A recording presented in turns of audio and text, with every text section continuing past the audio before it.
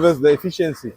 We really strive or pride ourselves in the efficiency that we have.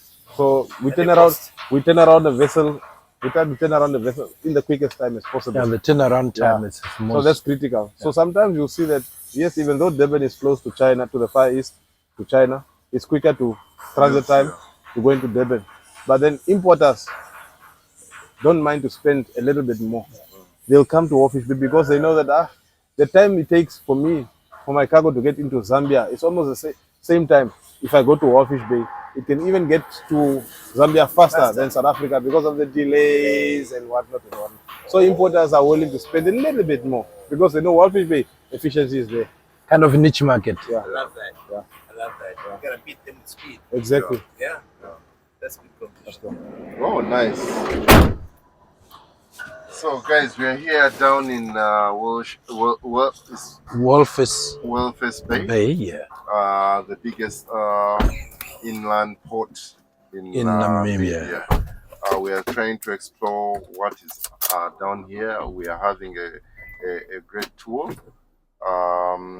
So we keep posted. Let's see what's going on. Let's see what Namibia has to offer. And let's see what we can leverage on to see that we grow business in Africa. Yeah. There is a great kind of a niche market again that we need to look at, basically.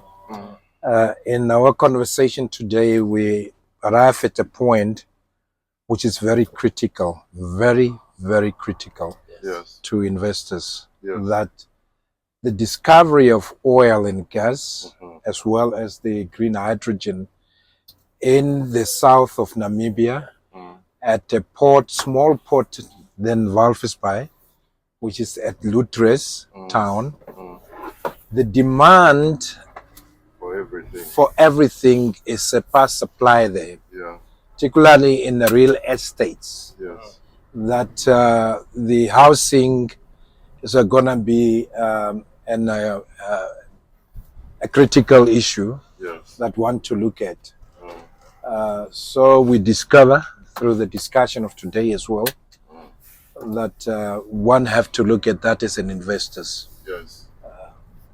But also the other big thing that I'm trying to realize is the fact that we have all these minerals that are essential in production, like in the production of steel products, that are being exported out without being utilized here.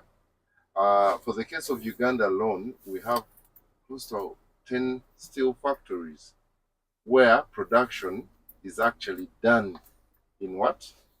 In Uganda.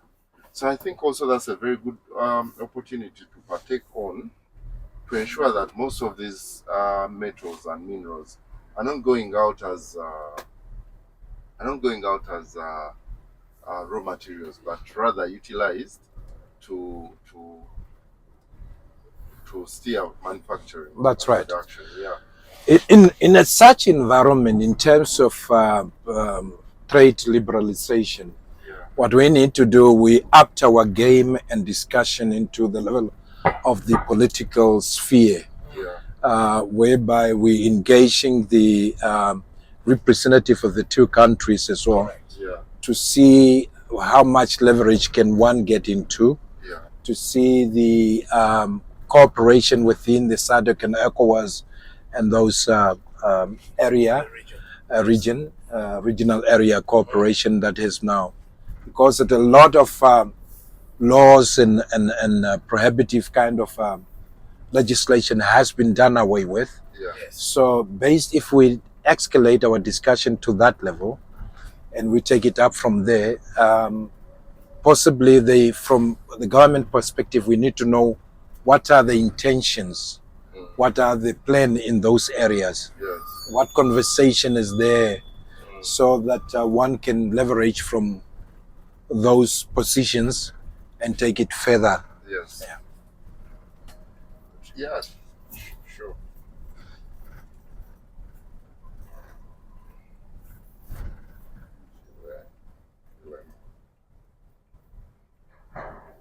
So this is a very small container vessel compared to the size of vessels, the maximum size of vessel that we are able to handle. This, if I look at it quickly, maybe it can be a 1,500 TEU vessel. So fairly small. And it should be just like a feeder vessel. Yeah. So it's probably feeding from between us and maybe Matadi, or moving between Namibia and South Africa. So it's a small vessel. That's a that small one. vessel, yeah.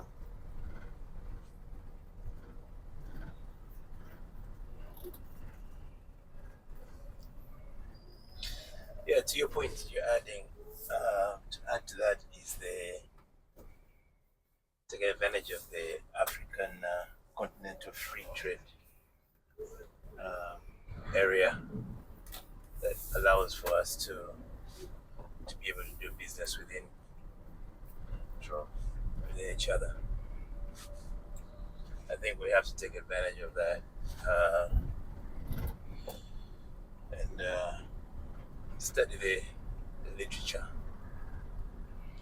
Yeah, in addition to that as well, to add to what you're saying as well, and this is why this is a clear call invitation to those that are seriously want to explore those kind of opportunities, to group them together wherever they are, to come to Namibia.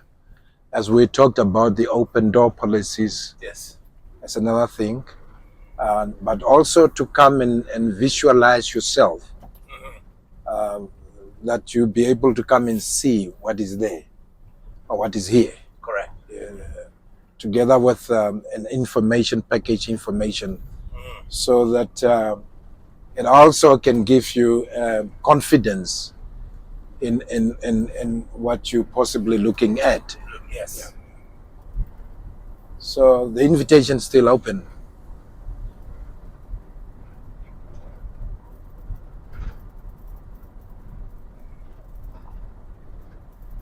Levy, you need to focus the camera on your left.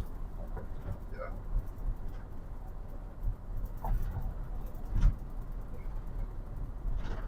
This is very interesting. So I see there's a train. Yes. Where does it take the containers?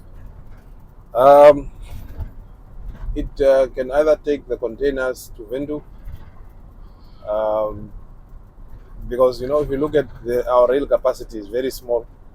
So let's say 95% of what we handle at the Port of Welvisbay is transported via rail. It's transported via road. Only 5% is transported via rail. So the small transportation of rail that is offered through the Port of Welvisbay is probably just for copper concentrate, those bulk commodities like copper concentrate coming from the bulk terminal, coal that's going to Nampower. Yeah. You'll find that sometimes also granite and marble blocks that are also on rail. So just a few commodities are transported on rail. You find fuel also.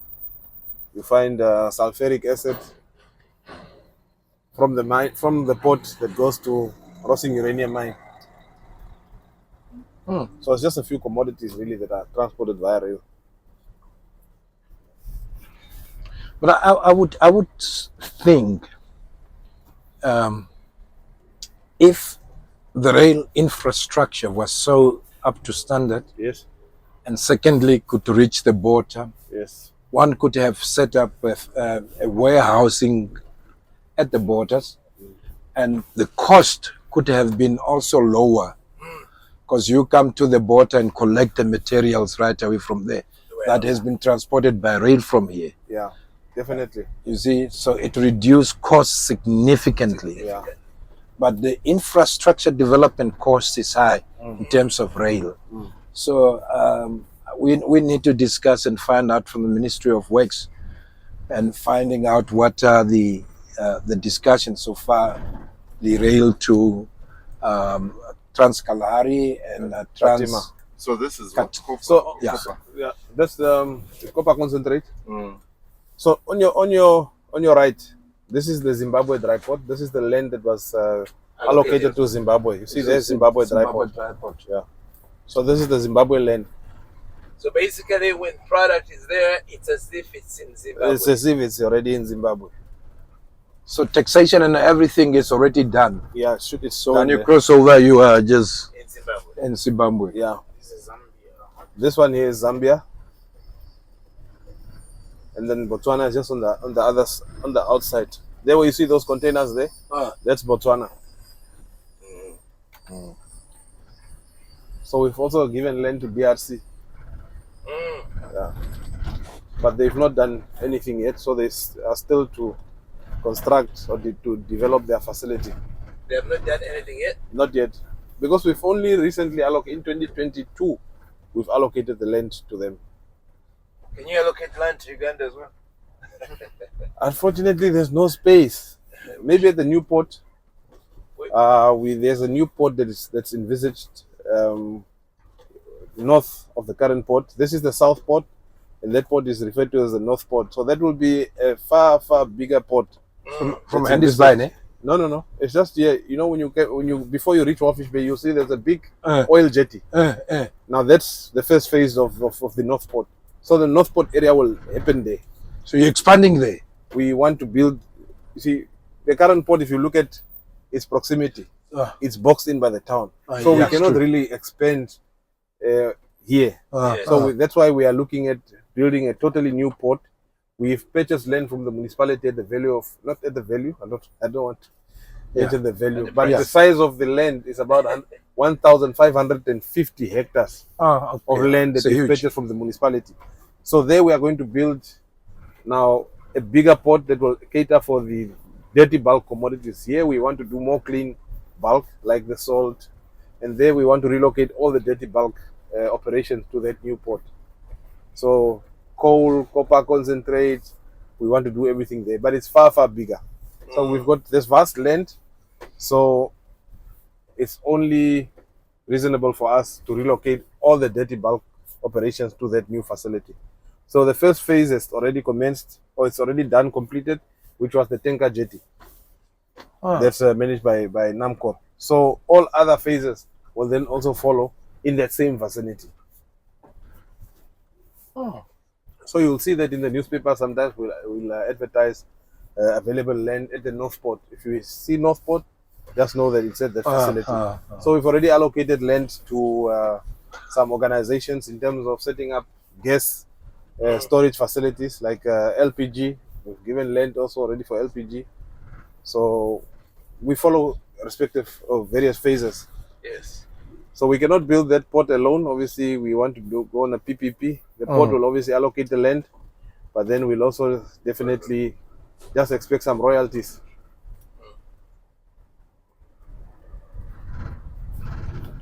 To be paid Interesting. to us. Yeah. Very So interesting. green hydrogen, oil and gas, all those will also be handled there at the North Port facility.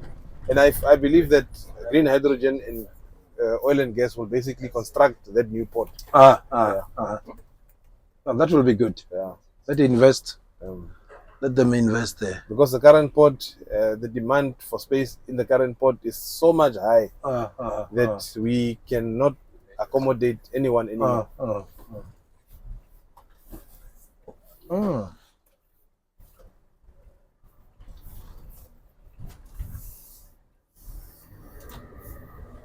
So, gentlemen, in a nutshell, this is really the Port of Welvisbay. Wow.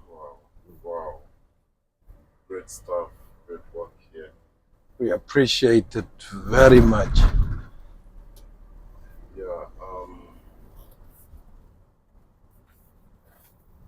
The operation seems very flawless. I know there are challenges, but I can attest that you are very organized, and that's a big plus. Yeah. And clean. And clean, yeah. Yeah. Very clean.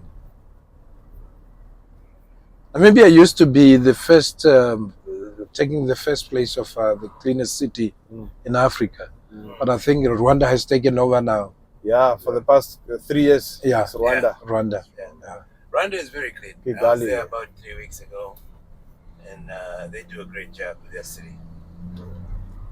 But now, also, what I think Namibia, the city in Rwanda, very, very clean. There is no debate about it. But the general country, What do you say? everywhere in Namibia is clean. It's clean. Everywhere.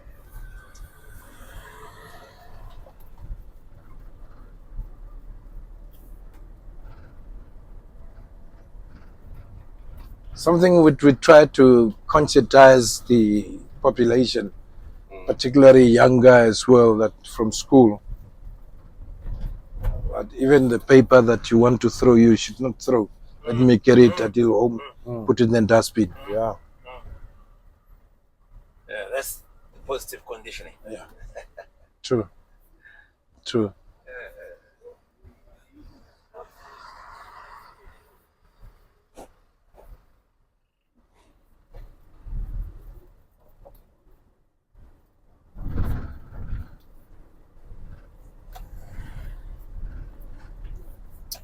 Mask. Yeah, we're back. Yeah.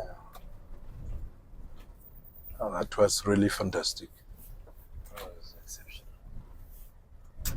So I trust you enjoyed the visit to Oh, the very Namibia much, Port my brother. Authority. Yes. And yeah, let's Even myself that has been here Yeah. for years. Yes. No, you, I truly just enjoyed it so you've done thoroughly. a fantastic job. Yeah, thank you. Thank you very much, Philemon. Philemon. Yeah, Philemon. Yeah. That was very nice. And Can you just sort this thing out and then I come back. Okay.